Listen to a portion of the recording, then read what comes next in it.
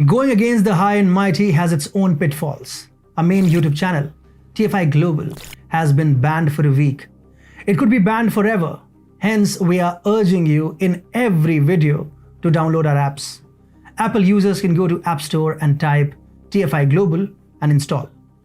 Android users can go to the link in the description, download and install the APK. Don't get spooked by the security message. It's a standard Android feature. Yes, we have been banned on Google.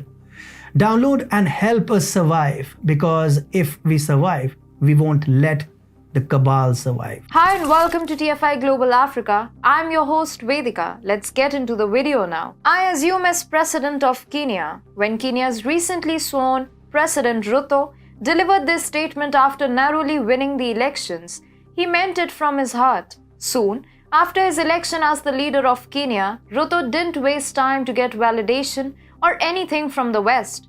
He seemed to be on a spree of bashing the West. On 21 September, William Ruto delivered his inaugural speech at the 77th session of the United Nations General Assembly.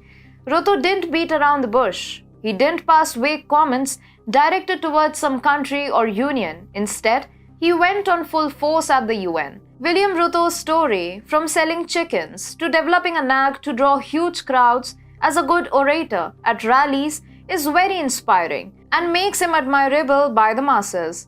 He won in the presidential race by a low margin, and hence the election results were challenged in the Supreme Court of Kenya by Raila Odinga, his rival in the presidential race from a very long time. Odinga alleged vote rigging and a compromise in the electoral system, but the Apex Court of Kenya upheld the election results and dismissed the plea, which requested the nullification of the election results. William Ruto's recent statements, whether at the UN or in interviews, cleared the fog around the speculations that Kenya will appease the West or toe its line in any manner.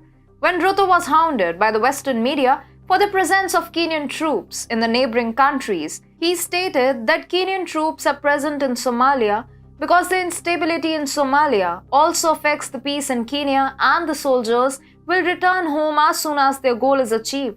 On the question of KDF's presence in the Democratic Republic of Congo, Ruto expressed the side of Kenya by stating that DRC is the biggest mover of cargo on the Mombasa port, and problems in DRC are Kenyan problems, and KDF will help DRC in wiping out the infamous M23 rebels. Ruto has realized the importance of an independent and flourishing economy, which in turn lowers dependency on the Western countries. Therefore, in pursuance of his ambition to make itself and its neighbors economically independent, it has decided to first sort out the issue of insurgency and civil wars in its neighborhood. Coming to the point of Russian oil, last week when the prices of fuel in Kenya skyrocketed after the new government slashed the subsidies which were being provided to keep the fuel prices under control, this further added up to the problems of the Kenyans facing deep economic hardship. According to the Energy and Petroleum Regulatory Authority, the price of petrol increased by 20 shillings, thus resulted price being 179.30 per litre, while diesel and kerosene prices are up by 20 and 25 shillings respectively. According to the government data, it has spent 144 billion shillings, which accounts for approximately 85% of Kenya's tourism earnings. At the time of such a crisis, the West and its stakeholders were absent from Kenya. No country except Russia came forward to the rescue of Kenya in the times of crisis, but it was hounded for its decision to secure its interests, whether economic or security. In an interview with the BBC, William Ruto said, "I am now going to move on the agenda of making sure that we have government-to-government relationships that will progressively now begin the journey to bring the prices of fuel down." He also stated that all options are open to Kenya and it will buy oil from willing countries, even Russia. This move of Ruto will certainly put him at loggerheads with the US, which is notorious for sanctioning countries at the drop of a hat. Ruto has risked Kenya's relations with the West as he knows Russia is the ticket to self-reliance, whether it is oil or food grain.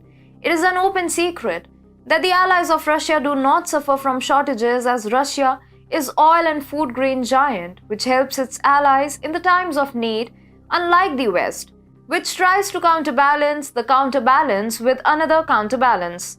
Ruto is clear that there is nothing but more servitude and hollow promises which the West possesses, and it can offer only that. In the name of health, the West has nothing but aid, which it provides through its puppet organizations. These organizations impose restrictions in the name of measures and force the receiving countries to act according to their whims and fancies. And the Kenyan president has refused to dance to the tune of the West. The African continent is rising up to the West and is all set to assert its presence at the global stage as a key stakeholder in global issues.